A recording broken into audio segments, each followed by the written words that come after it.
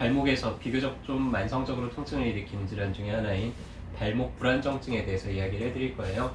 발목 불안정증이라는 병 자체가 어느 하나의 질환이기보다는 여러 가지 문제를 일으킬 수 있는 하나의 상태라고 이해를 하시는 게 좋을 것 같고요. 주로 이제 이분들은 어떤 경우냐면요, 예전에 한번 심하게 발목을 접질린 적이 있어요. 한참 퉁퉁 붓고 고생을 많이 했어요.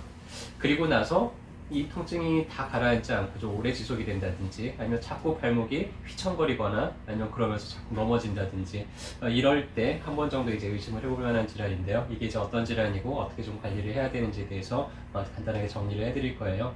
일단은 발목 인대에 대해서 먼저 알아야 됩니다. 우리가 발목을 삐었다라고 할 때 가장 많이 손상이 되는 인대가 정거비 인대, 요 빨갛게 되어 있는 인대예요. 거의 한 80% 정도가 이 인대가 손상이 되거나, 아니면 이거하고 함께 종비 인대나 후거비 인대 혹은 경비 인대라든지 이런 인대들이 이제 손상을 받게 됩니다. 주로는 바깥쪽으로 이렇게 접질리는 경우들이 많죠. 인대라는 조직들은 상당히 탄탄하면서도 약간의 탄력이 있어요. 그렇다고 아주 근육처럼 이렇게 잘 늘어나지는 않는 조직입니다. 이 조직이 하는 역할들은요, 뼈하고 뼈 사이를 이어주는 접착제 같은 역할을 해요. 그래서 처음에 딱 접착제가 붙었을 때 그때 아주 강하게 붙어 있죠. 근데 어떤 충격을 받아가지고 접착제가 한번 살짝 뜯어졌어요. 그리고 나서 다시 붙였어요. 자, 이게 문제입니다. 과연 예전만큼 탄탄하게 다시 붙을까요? 그러지 않겠죠. 그래서 인대가 한번 이렇게 심하게 손상을 당하고 회복이 되고 나면은 이 손상이 좀 예전만큼 원상복귀가 되기보다는 좀 약해지면서, 그러면서 이제 점점 발목이 좀 불안정하게 이제 덜컹거리기 시작을 하고요. 그러면서 이제 문제를 일으키게 되는데, 일단은 발목 염좌를 어떻게 관리하느냐가 중요해요. 염좌라는 거는 인대가 늘어날 수 있는 범위보다도 더 많이 확 꺾여버렸을 때, 움직였을 때 인대의 일부가 찢어지는 그런 질환을 이야기를 하고요. 많이들 뼈 보셨죠? 발목 뭐 살면서 한 번도 안 뼈봤다 이런 분들은 아마 없을 겁니다. 보통 한 2주 정도 잘 관리하고 나면은 이제 한 달, 2달 정도 사이에 통증이 완전히 사라지게 되는데요. 근데 이 염좌가 얼마나 손상이 심하냐에 따라서 이 예후가 상당히 많이 달라질 수가 있어요. 일단은 염좌의 등급을 1등급부터 3등급까지 나누는데요. 1등급이다 그러면 우리가 흔하게 그냥 가볍게 이제 접질린 정도 해서 보통 한 2주에서 한 달 사이에 통증이 이제 저절로 사라지게 되죠.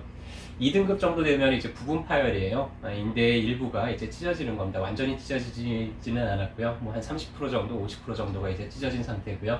3등급이다 그러면 완전 파열이에요. 가장 아픈 거는 2등급 정도가 가장 아픕니다. 왜냐면은 손상이 되고 상처가 아주 크게 났거든요. 퉁퉁 붓고 꽤 오랫동안 이제 고생을 하게 되고요.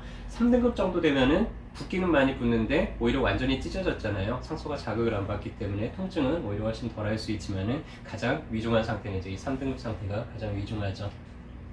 그래서 발목 불안정증이라는 걸 이렇게 한번 접질리고 나서 보통 2등급이나 3등급 정도 되고 나서 그 뒤에 한 3개월이 지나고 한 6개월이 지났는데도 이게 잘 낫지를 않는다든지, 아니면 그 사이에 계속 반복해가지고 자꾸 발목을 접질린다든지, 걷는데 발목이 덜거덕거려요. 내가 움직일 수 있는 것보다 더 많이 이렇게 발목이 움직이는 느낌이 난다든지 하는 거 이제 발목 불안정증이고요. 이런 증상 외에 이거를 그대로 방치를 하다 보면 또 시간 지나면 또 좀 나아져요. 나아지니까 그대로 방치를 하게 되는 경우들이 많은데, 그러면 원래 움직여야 될 것보다 관절이 너무 과도하게 움직이기 때문에 연골들이 마모가 되면서 퇴행성관절염으로 발전이 되는 가능성이 상당히 커지게 됩니다. 그래서 조기에 잘 발견을 해서 조기에 좀 잘 치료를 하는 게 이런 관절염을 예방하는 하나의 방편이 되겠죠.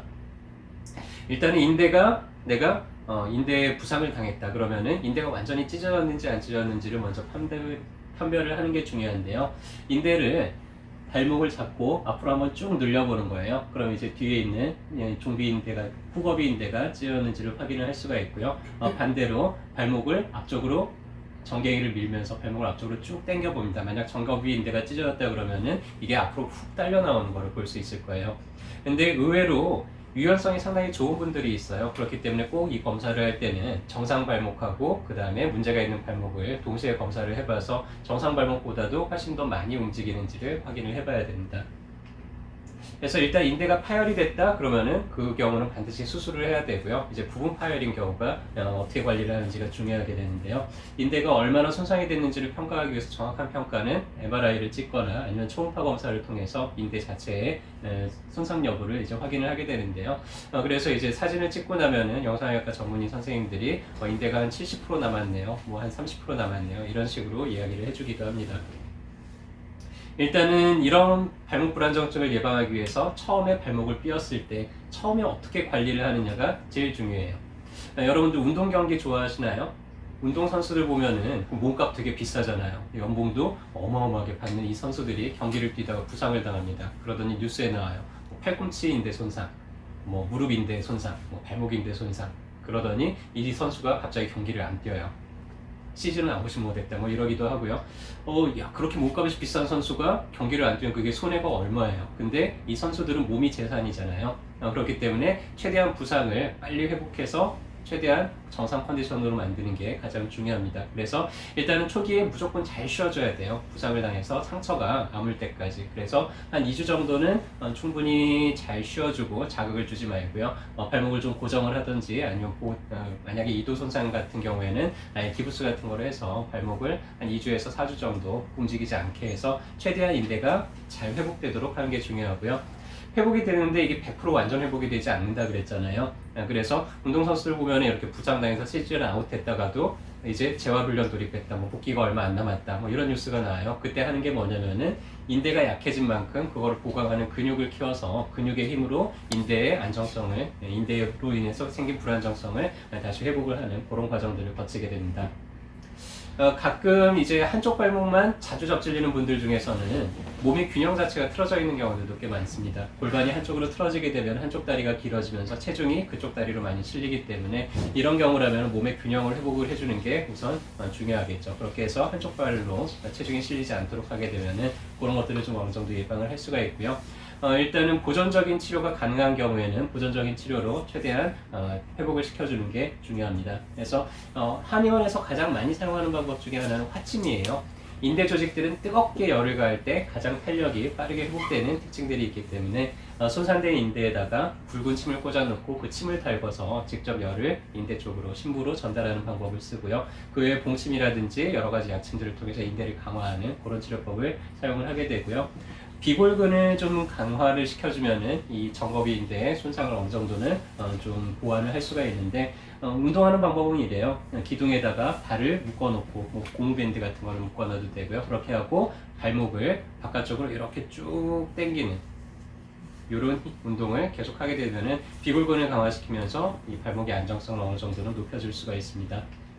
근데 손상이 이제 3도 손상이 되거나 아니면 2도 손상도 너무나 이제 자꾸 재발이 된다. 그리고 내가 운동 경기 같은 거를 해야 되는 좀 발을 많이 사용해야 되는 사람이다 그러면은 그럴 때는 이제 수술적인 처치를 하게 되는데요. 수술하는 방법은 상당히 여러 가지가 있습니다. 비골근의 힘줄을 가지고 인대 역할을 하도록 이렇게 묶어주는 방법들도 있고 늘어난 인대를 다시 잘라가지고는 이렇게 겹쳐서 이어 붙이는 방법들도 있고 상황에 맞게 이 경우는 이제 정형외과 선생님하고 잘 상의를 해서 수술을 하면 되겠죠. 하지만은 수술을 안 해도 되는 경우다 그러면 최대한 보존적으로 치료를 하는 게 가장 좋고요. 무엇보다 중요한 건 내가 발목을 삐었을 때 처음에 어떻게 관리를 하느냐가 가장 중요하기 때문에 뭐 대충 그냥 뭐 시간 지나면 낫겠지라고 하기보다는 내가 어디를 접질렸다, 부상을 당했다 그러면 초기부터 가까운 한의원에서 좀 적극적으로 치료하고 빠르게 회복되도록 그렇게 잘 관리를 하는 게 중요하고요. 그럼에도 불구하고 내가 만약 그런 시기를 놓쳤다든지 아니면은 자꾸 이런 문제들이 반복이 된다 그러면은 그렇더라도 주변에 있는 가까운 병원에 가셔가지고 꼭 상의를 해보고 일단은 보존적인 치료가 가능하면 충분히 보존적으로 치료를 하시고요. 그렇지 않은 경우에는 수술적인 처치를 받게 될 수도 있는 질환이라는 것을 다시 한번 기억을 해주셨으면 좋겠습니다.